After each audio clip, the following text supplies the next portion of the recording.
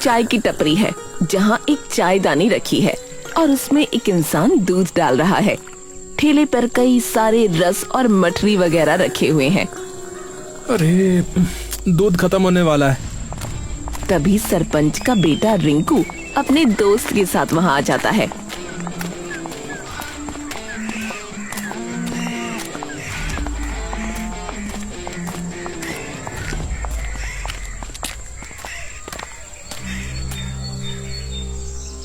हाँ भाई प्रदीप, लगा दे 2 चाय। अभी लगाई। और हाँ सुन, अदरक मत डालियो बिल्कुल भी, बता रहा हूँ। प्रदीप चाय बनाने में मसरूफ हो जाता है। ठीक है साहब। तभी बिमला बाहर आ जाती है।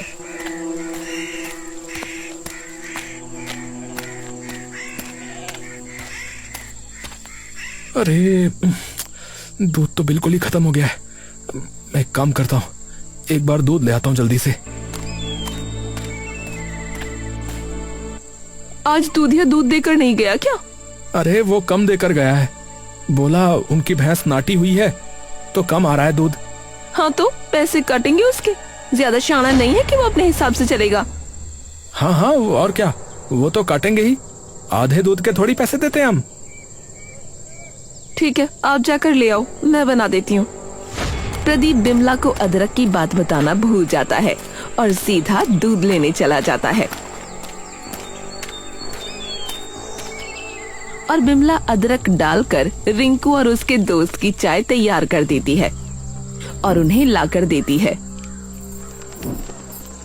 अरे यार, कल तुझे ना बेहतरीन पराठे खिला के लाऊंगा उस ढाबे से। हाँ यार, चल पड़ेंगे, पहले चाय तो पी ले।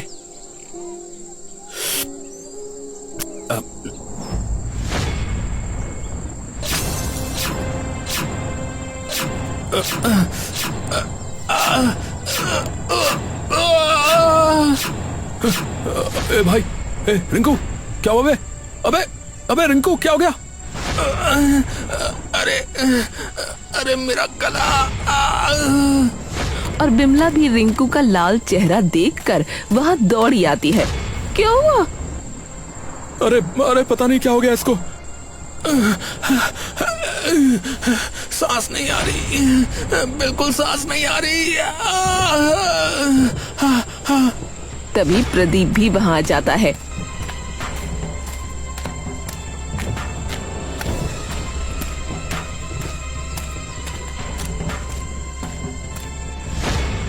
अरे क्या हो गया? अरे भाई कुछ हो गया इसे। अरे जल्दी से अस्पताल लेकर जाना होगा भाई। हे भगवान, ये क्या हुआ? प्रदीप और रिंकू का दोस्त तुरंत उसे अस्पताल ले जाते हैं।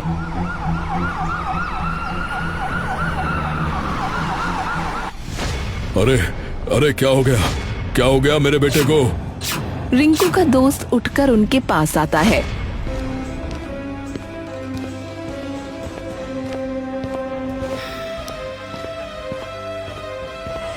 अरे पता नहीं ताऊ, चाय पी रहे थे तो एकदम पता नहीं क्या हो गया इसको। अरे कहाँ पी रहे थे चाय? और चाय वाला कौन था? ये सुनते ही प्रदीप बोल पड़ता है। हमारे यहाँ चाय पी थी मालिक, पर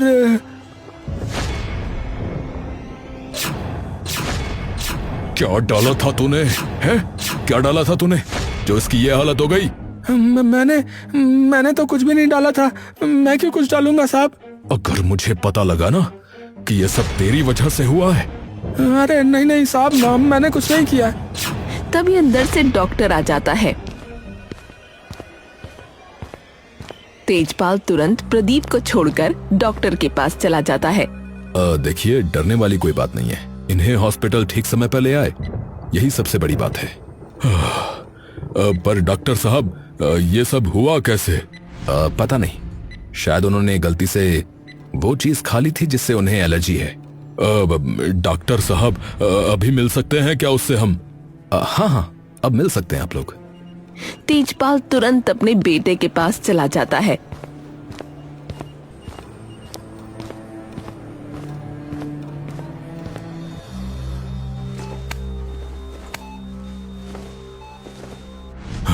अरे रिंकू बेटा क्या हो गया था तुझे बेटा? अरे वो अदरक से मुझे एलर्जी है तो उसकी वजह से हो गया। अरे तो तूने तूने क्या खाया था ऐसा? अरे बापू मैंने कुछ नहीं खाया हुआ। अरे ये उस गधे चाय वाले की वजह से हुआ है ये सब। हाँ मैंने उसे मना किया था कि अदरक मत डालियो, लेकिन फिर भी उसने डाल दी।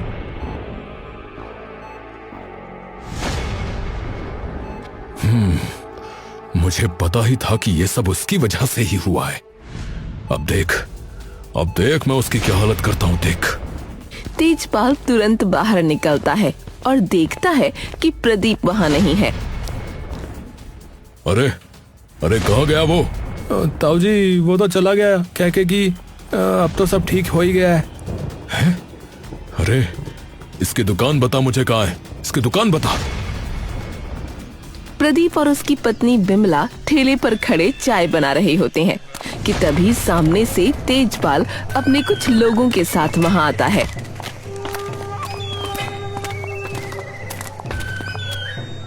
बात बाद में करेंगे रे, सबसे पहले तो इसका ठेला तबाह करो। चलो बे।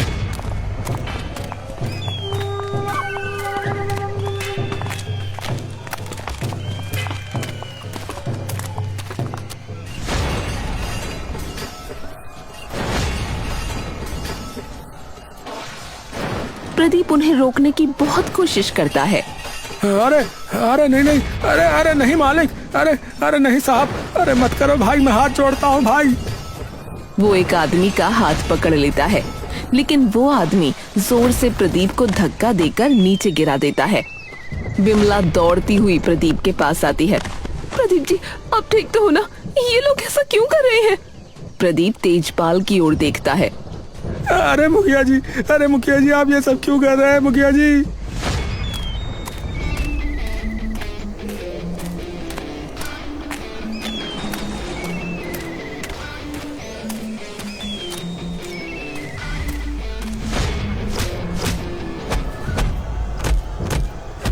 चाय वाले हैं? तेरी वजह से मेरे बेटे की बुरी हालत हो गई। अरे पर मैंने किया क्या है मालिक, मैंने किया क्या है? उसने तुझे मना किया था चाय में अदरक मत डाल, चाय में अदरक मत डाल, है? लेकिन फिर भी तूने डाल दिया, फिर भी तूने डाला है ना? हे भगवान, उस वक्त तो बिमला चाय बना रही थी और जब मैं दूध लेने गया तो उसे बताना भूल ही गया। सरपंच जी इन्होंने कुछ नहीं किया, इन्हें कुछ मत कीजिए। आज के बाद अगर तूने दोबारा कोई दुकान या कुछ और खोलने की जुर्रत की ना। मुखिया जी ऐसा मत कीजिए मुखिया जी, मैं और मेरी बीवी क्या करेंगे मुखिया जी, ऐसा मत कीजिए। हमारे तो कोई खेत वगैरह भी नहीं है मुखिया जी, हमारा गुजारा कैसे होगा? यहाँ रोना मत रो और चुपचाप इस गांव से चले जा। तेजपाल अपने आदमियों से, गांव के हर नुक्कड़, हर एक राशन वाले को जाकर कह दो कि अगर किसी दुकानदार ने इन्हें सामान दिया तो मतलब सीधे सरपंच तेजपाल से बैर किया, जिसका नतीजा ठीक नहीं होगा। जाओ। जी मुखिया जी। नहीं सरपंच जी ऐसा मत कीजिए सरपंच जी, हम लोग बर्बाद हो जाएंगे सरपंच जी, ऐसा मत कीजिए। तभी कह रहा हूँ इस गांव से अभी के अभी निकल जाओ। नहीं मालिक, ऐसा मत कीजिए मालिक। तुम सब क्या कर रहे हो रे? जाकर बोल के आओ।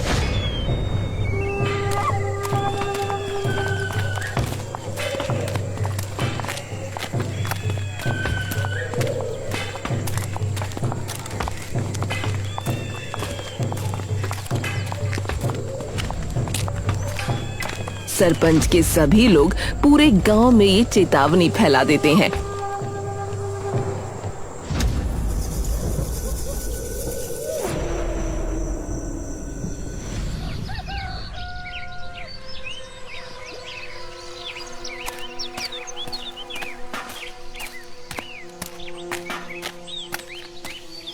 अरे भाई 1 किलो दूध दे देना। दूधिया एकदम से डरकर पीछे हो जाता है। अरे भाई प्रदीप, हाथ जोड़ता हूँ भाई, मेरी भी दुकान बंद हो जाएगी भाई, तू चला जा यहाँ से, मैं तुझे दूध नहीं दे पाऊंगा यार। अरे भाई पर बात तो सुनो जरा। अरे मैं मुसीबत में हूँ। अरे भाई वो तेजपाल मेरे भी पीछे पड़ जाएगा भाई। मैं तेरे हाथ जोड़ता हूँ भाई, तू चला जा यहाँ से भाई, तू चला जा यहाँ से। प्रदीप ये बात सुनकर सर झुकाकर बिना कुछ कहे आगे की ओर चल पड़ता है।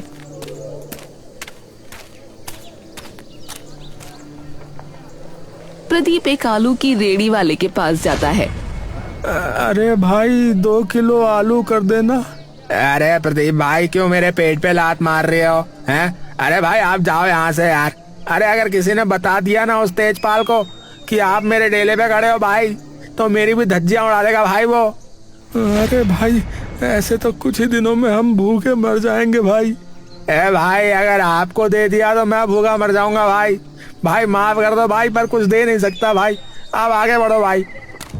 प्रदीप के मन की बची खुची आशा भी टूट जाती है और वो वापस अपने घर आ जाता है।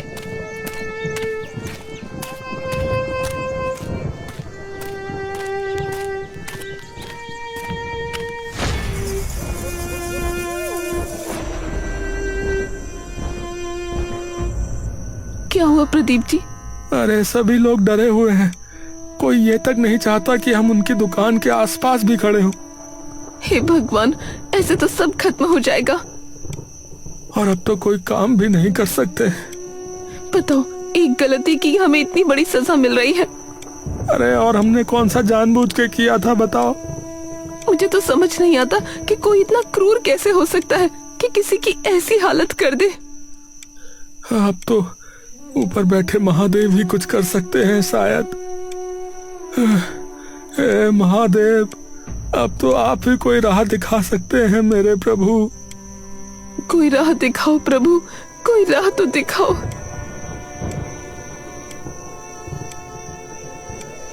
प्रदीप और बिमला अपना सर जमीन पर टिकाकर मन्नत मांगने लगते हैं। हे महादेव, इस समस्या से बचा लो। हम गरीबों के लिए भंडारा रखेंगे। हाँ प्रभु, बस हमें कोई दिशा दिखा दीजिए प्रभु, बस कोई दिशा दिखा दीजिए।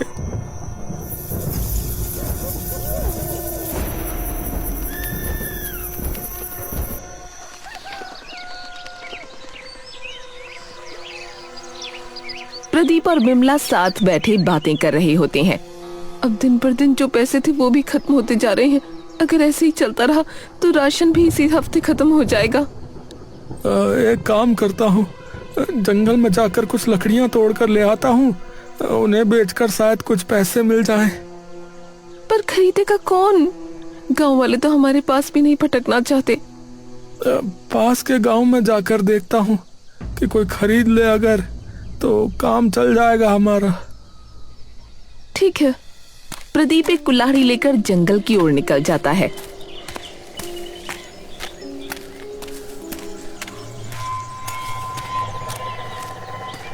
लेकिन जैसे ही वो जंगल पहुंचता है, उसे एक इंसान के चिल्लाने की आवाज आने लगती है। प्रदीप इधर उधर देखता है। अरे ये किसी की आवाज आ रही है क्या? है? किसी की आवाज आ रही है शायद, जाके देखता हूँ। प्रदीप तुरंत उस आवाज के पीछे जाने लगता है। आवाज धीरे धीरे तेज होने लगती है।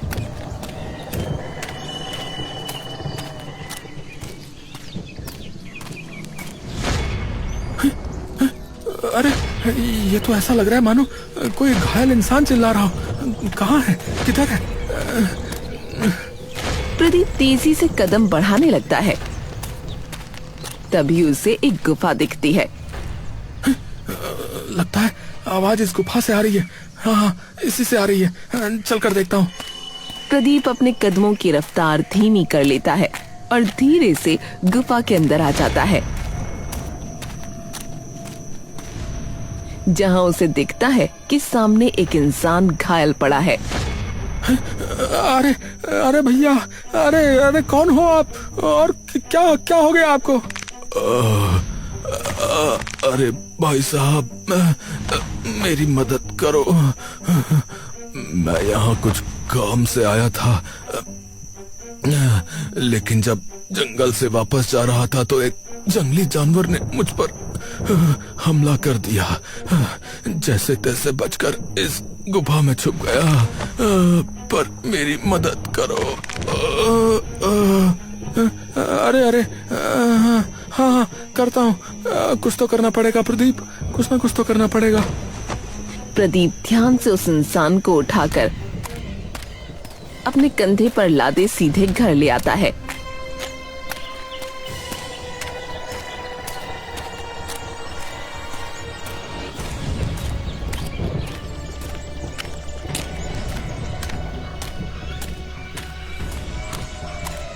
प्रदीप रंजीत को अपने कंधे पर लादे घर के अंदर घुसता है कि देख बिमला डर कर खड़ी हो जाती है। ये कौन है? अरे पता नहीं, एक गुफा में पड़ा मिला था। तू एक काम कर, तू फटाफट से जो है मरहम पट्टी ला, जल्दी कर। अरे इन्हें अस्पताल ले जाना होगा। अरे ना हमारे पास इतना टाइम है और ना ही इतने पैसे हैं, समझी। प्रदीप उसे बिस्तर पर लिटा देता है और बिमला मरहम पट्टी ले आती है।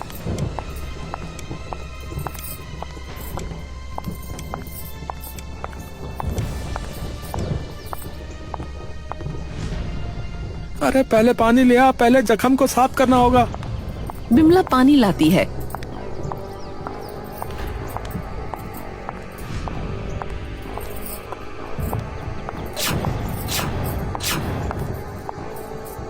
और प्रदीप बड़ा जख्म साफ करके उस पर मलहम पट्टी कर देता है। एक काम करते हैं, अब ये थोड़ी ठीक हालत में लग रहे हैं, तो एक काम करते हैं कि इन्हें आराम करने देते हैं। कैसा रहेगा? ठीक है। रात हो जाती है, पर रंजीत अभी भी नहीं उठता। पर ये है कौन? अरे एक बार होश में आ जाए तो सब बता देगा। चलो ये तो ठीक है, पर अब जो हमारी बुरी दशा चल रही है उसका क्या करें? आप एक बार जाकर मुखिया से फिर से बात नहीं कर सकते क्या कि हमें काम कर लेने दे? अरे उसने तो हर एक दुकानदार और ठेले वाले को मना कर दिया है कि हमें एक सामान तक न दे। ऐसे तो हम भूखे ही मर जाएंगे। मुझे तो लगता है कि गांव छोड़कर कहीं और ही जाना पड़ेगा बिमला। अरे पैसा एक थैला भी नहीं है, जाएंगे कहाँ और कमाएंगे कैसे? प्रदीप के पास कोई जवाब नहीं होता। अगले दिन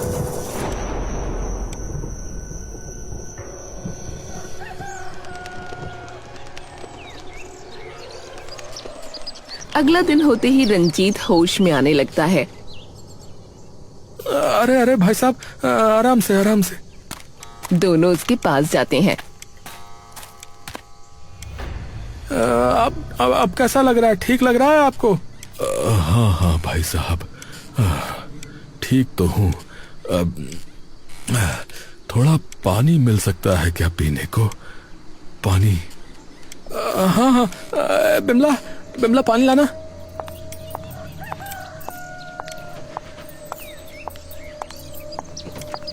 बिमला पानी लाकर रंजीत को देती है।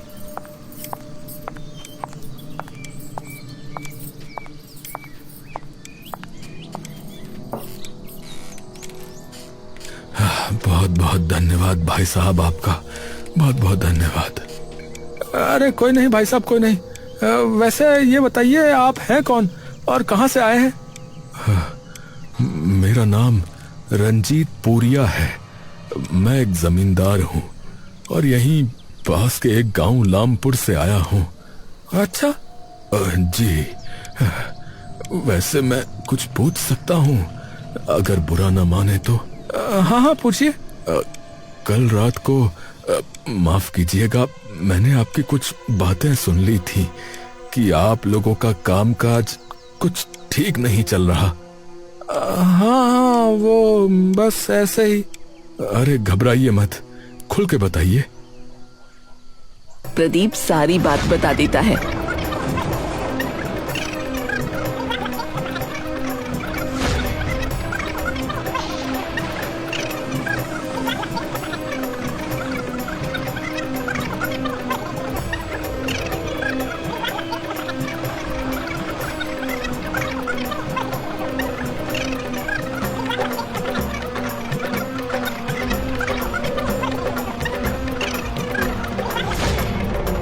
अच्छा, ओहो, अब हमें कुछ समझ में नहीं आ रहा है कि क्या करें, कहाँ जाएं। अच्छा, मेरे पास इसका एक उपाय है। कैसा उपाय? देखिए, मैं आपकी गांव की समस्या तो ठीक नहीं कर सकता, पर हाँ, मैं आपको रहने के लिए एक घर जरूर दिलवा सकता हूँ। क्या क्या क्या सच में? किसका घर? है मेरी जान पहचान में, और उसके घर तो हर महीने किराया भी आता है, तो आपको कमाने की भी चिंता नहीं रहेगी। ये सुनते ही प्रदीप और बिमला के मन में लड्डू फूट जाते हैं। आप चाहें तो वहां रह सकते हैं। बहुत बहुत मेहरबानी होगी भाई साहब आपकी। ठीक है, मैं आपको उस जगह का पता दे देता हूँ। कल सुबह चले जाना।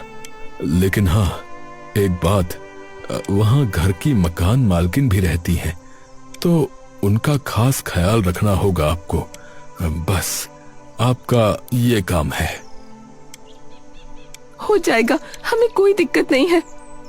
ध्यान रहे, उनकी किसी भी बात को टालना नहीं है, वरना वो तुरंत घर से बाहर कर देंगी।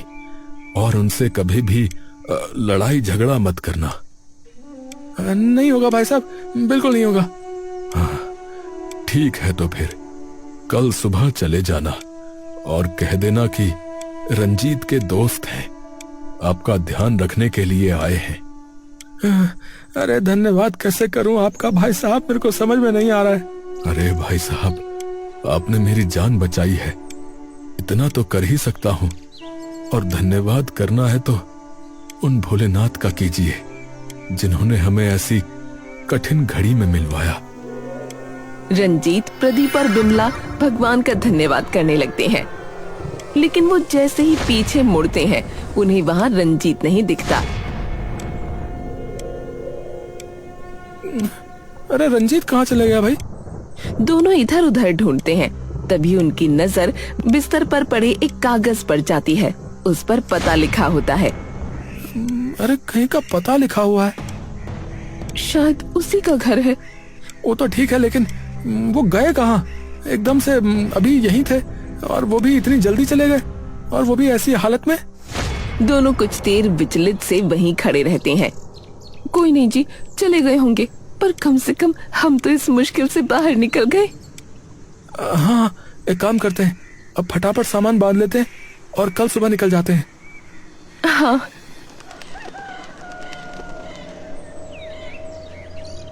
अगली सुबह प्रदीप और बिमला अपना सारा सामान लेकर तुरंत उस पते पर पहुंच जाते हैं।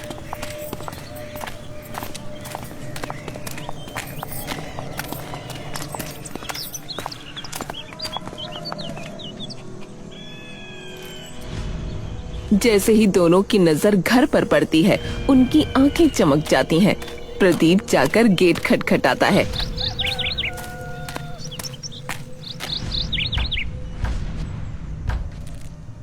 थोड़ी देर में अंदर से एक बुजुर्ग सी औरत बाहर आती है, आंखों पर काले धब्बे और बिखरे बाल। क्या है, कौन हो? जी हमें रंजीत जी ने भेजा है आपका ध्यान रखने के लिए। कमला उन्हें ऊपर से नीचे तक देखती है। आ जाओ अंदर। अंदर जाकर वो देखते हैं कि घर बहुत लंबा चौड़ा है। वो आखिरी वाला कमरा मेरा है, वहाँ पैर भी मत रखना कभी गलती से। ये 2 कमरे तुम ले लो, और रसोई वहाँ है। जी ठीक है। जाओ सामान रख लो। दोनों अंदर जाकर सामान रख देते हैं। प्रदीप जी, ये तो एकदम से किस्मत ही खुल गई।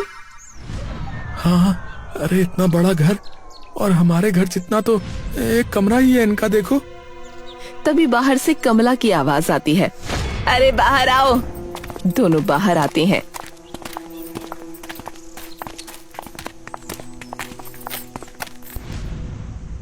जी माँ जी, सामान रख लिया? हाँ माँ जी, रख दिया। अब मेरे लिए चाय बनाओ, जाओ। क्या? मेरा ध्यान रखने आए हो ना, तो ध्यान रखो, और क्या मुफ्त में रहोगे यहाँ? जी ठीक है माँ जी, मैं बना देती हूँ। दोनों एक दूसरे को देखते हैं। जी माँ जी। बिमला अंदर चाय बनाने चली जाती है, और प्रदीप सफाई में लग जाता है। अरे वैसे खड़ूस तो एक नंबर की है ये। थोड़ी देर में बिमला चाय बनाकर ले आती है।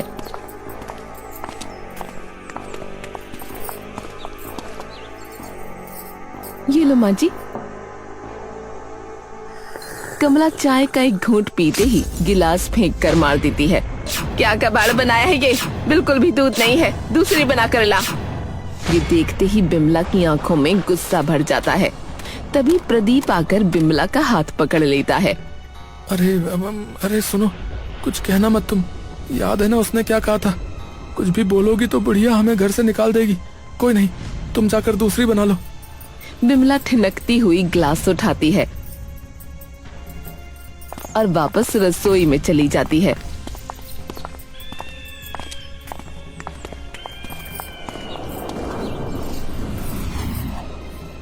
बड़ी बदतमीज बुढ़िया है ये। हाँ सही में, मेरा तो दिमाग खराब हो गया था। कोई नहीं, कम से कम खाने पीने और सर पर छत तो मिल रही है। हाँ ये बात भी ठीक है। बिमला और प्रदीप हर दिन कमला के तानों में बिताने लगे और कुछ महीने यूं ही बीत गए। लेकिन अब कमला की आवाज तक उन दोनों के कानों में चुभने लगती है। बिमला घर की सफाई कर रही होती है, तभी कमला की जोरदार आवाज आती है। ए बिमला, बाथरूम भी साफ कर दे। बिमला की नसों में खून खौलने लगता है। गुस्से में वो जाकर बाथरूम साफ करने लगती है।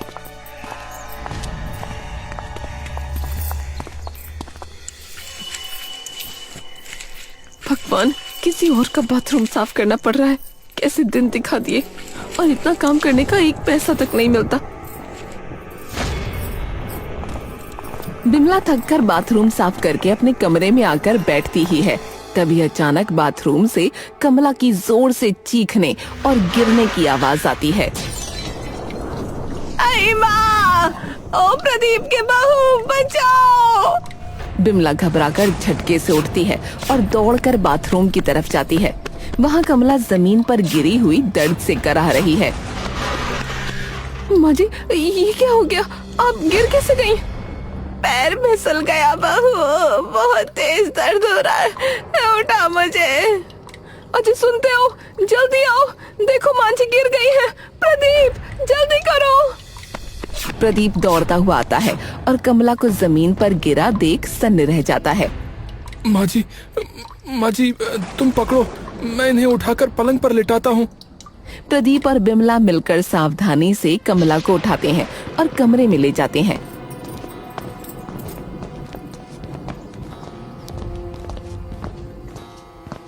कमला दर्द से सिसक रही है। बिमला, तुम माँ जी के पास बैठो, मैं अभी डॉक्टर बाबू को लेकर आता हूँ। घबराने की बात नहीं है। उम्र ज्यादा हो जाने की वजह से हड्डियां कमजोर हो गई हैं। बस मोच आई है। कुछ दवाइयां लिख दी हैं, पर इन्हें पूरी तरह से आराम और सेवा की जरूरत है। बाहर तेज बारिश और तूफान चल रहा है। कमला बिस्तर पर लेटी दर्द से कराह रही है। उन्हें बहुत तेज बुखार है। बिमला और प्रदीप उनके पास बैठे चिंता में डूबे हैं। माँ जी का बुखार तो कम होने का नाम ही नहीं ले रहा, बल्कि और बढ़ता जा रहा है। शरीर आग की तरह तप रहा है। इतनी तेज बारिश में समझ नहीं आ रहा कि डॉक्टर बाबू को कैसे बुलाकर लाऊं। बाहर हर तरफ पानी भरा हुआ है। अब और देर करना ठीक नहीं होगा।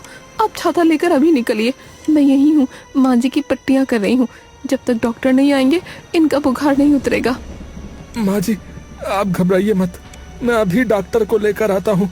बिमला, तुम इनका ध्यान रखना। प्रदीप कमरे से बाहर निकलता है।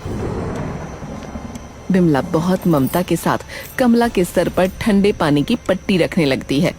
कमला धीरे से अपनी आंखें खोलती है। रहने दे बहू, इस आधी रात को और इस बारिश में उसे कहीं मत भेज, मैं ठीक हो जाऊंगी। माँ जी, आप बिल्कुल चुप रहिए। आपकी हालत हमसे देखी नहीं जा रही। आखिर आपके सिवा हमारा इस दुनिया में है ही कौन?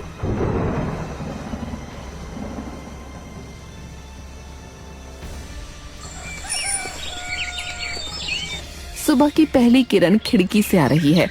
डॉक्टर बाबू कमला की जांच कर रहे हैं। प्रदीप और विमला पास ही खड़े हैं। कमला धीरे धीरे अपनी आंखें खोलती है। मैं तो कल रात ही सोच रहा था कि इन्हें अस्पताल में एडमिट करना पड़ेगा।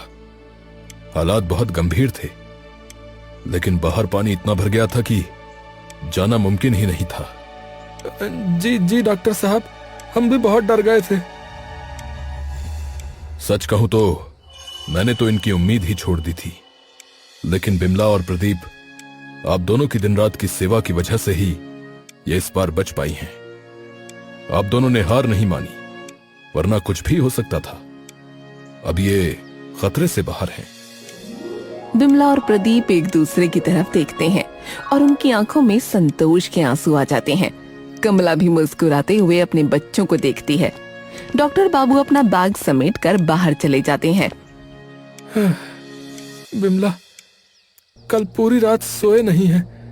आपकी आंखें लाल हो रही हैं। आप थोड़ी देर आराम कर लेते तो। नहीं, अब आराम की जरूरत मांझी को है। तुम बस मांझी के पास बैठो, मैं अभी बाजार से कुछ ताजे फल लेकर आती हूँ। डॉक्टर साहब ने कहा है उनकी ताकत के लिए ये बहुत जरूरी है। बिमला थैला लेकर बाजार जाने लगती है।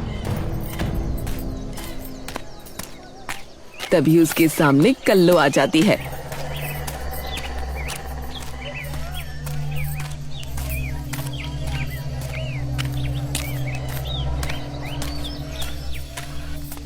अरे बहन जी सुनिए तो। बिमला उसकी तरफ देखती है। जी माफ कीजिएगा बहन जी, आपको कई बार देख लिया यहाँ आसपास। आप नए हो क्या? हाँ, मतलब 4-5 महीने हो गए हैं। अच्छा, रह कहाँ रही हो वैसे? मैं तो बहन जी यहीं पास में रह रही हूँ, वो कमला माँ जी है ना, उनके घर। हे भगवान, वो सठियाई हुई बुढ़िया के साथ। बिमला सर झुकाकर मुस्कुराने लगती है। कैसे रह लेती हो तुम वहाँ? उनके घर तो जो भी आया वो वापस चला गया। किसी से बर्दाश्त नहीं होती है बुढ़िया। मजबूरी है बहन जी, क्या ही करें। इतना लंबा तो कोई इंसान ना रुका इनके पास आज तक। वो तो शुक्र है इसका किराया लाखों में आता है, वरना अब तक तो मर चुकी होती है। क्या लाखों में? हाँ, और नहीं तो क्या। अरे इसका बेटा जमींदार था, कई जमीनें हैं इनके पास, लेकिन कुछ सालों पहले ही वो गुजर गया, तो इसका ध्यान रखने वाला कोई है ही नहीं। अच्छा, पर आपकी हिम्मत माननी पड़ेगी बहन जी, इतने वक्त आप उस खड़ूस बुढ़िया को झेल गई। चलो जी, मैं चलती हूँ, अपना ध्यान रखना। जी जी। बिमला वापस घर की तरफ आने लगती है, लेकिन पूरे रास्ते उसके दिमाग में सिर्फ एक ही चीज गूंज रही होती है। लाखों में पैसा आता है।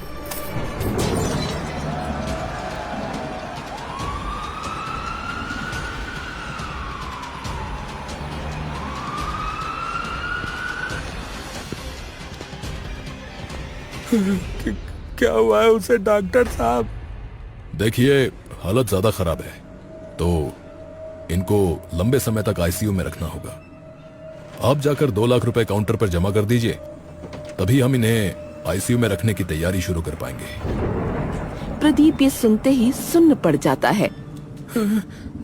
2 लाख मैं कहाँ से लाऊंगा? प्रदीप बेहाल होकर इधर उधर चलने लगता है।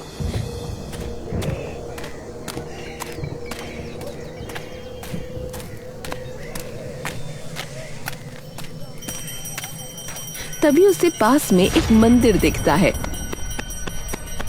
प्रदीप दौड़ता हुआ मंदिर के अंदर चला जाता है और घुटनों के बल बैठ जाता है। महादेव, महादेव, क्षमा करो महादेव, क्षमा करो। मेरे पाप मुझ पर ही भारी पड़ गए। मेरी बिमला को बचा लो महादेव। कहाँ से लाऊं 2 लाख रुपए, कहाँ से लाऊं? कृपा करो महादेव। तभी सामने से एक हाथ आता है, हाथ में नोटों की गड्डी होती है। प्रदीप नजर उठाकर देखता है, कमला खड़ी होती है। अरे माँ जी आप? अभी इन सब बातों का वक्त नहीं है, जाके पैसे दे आजा। प्रदीप तुरंत पैसे लेकर काउंटर पर जमा कर देता है।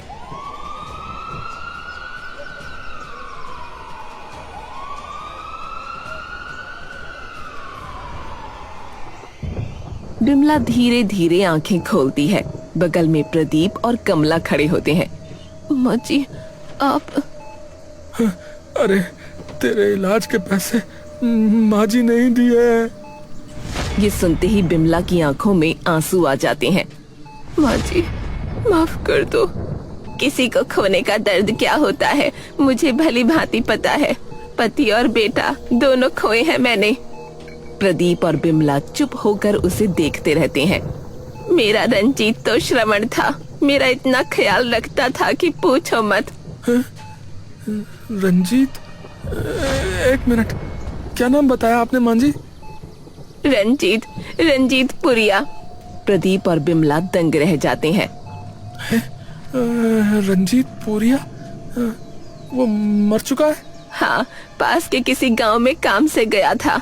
एक जंगल से गुजर रहा था, वहाँ किसी जंगली जानवर ने उस पे हमला कर दिया। जिंदा तो बच निकला, पर चोटें इतनी थीं कि ज्यादा दूर न जा पाया। वो तड़पता रहा, पर कोई नहीं आया उसकी मदद के लिए। बचाओ, बचाओ। आखिरी सांस में माँ। सभी की आंखें नम हो जाती हैं। सब कहते हैं मैं खड़ूस बुढ़िया हूँ, पर मैंने इतना खोया है ना बेटा कि अब मैं किसी से लगाव करने की हिम्मत नहीं जुटा पाती। सिर्फ नफरत करना आ गया है। तुम ही देख लो। माँ जी, आपकी नहीं, ये सिर्फ और सिर्फ हमारी गलती थी माँ जी। हमारे बुरे वक्त में हमें लगा कि दुनिया कितनी क्रूर है। कोई नहीं माँ जी, पर आपको कैसे पता चला कि जब मैं ना घर से बाहर निकली तब मैंने सुना तुम्हारा एक्सीडेंट हुआ है।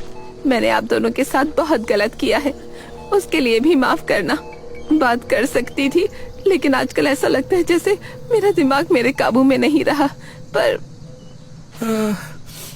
नहीं माँ जी, ये हमारे कर्मों की ही सजा थी माँ जी। आपके बेटे ने हमें अपने घर में आसरा दिया। मेरे बेटे ने? मतलब? प्रदीप उसे सारी बात बता देता है। ये सुनते ही कमला की आंखों में आंसू भर आते हैं। माँ जी वो गया भले ही हो, पर उसने आपकी चिंता करना कभी नहीं छोड़ा माँ जी, कभी नहीं छोड़ा।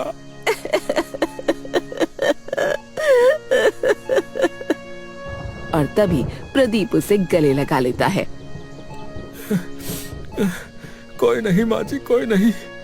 एक बेटा नहीं है तो क्या हुआ, ये बेटा तो है ना माँ जी, ये बेटा तो है।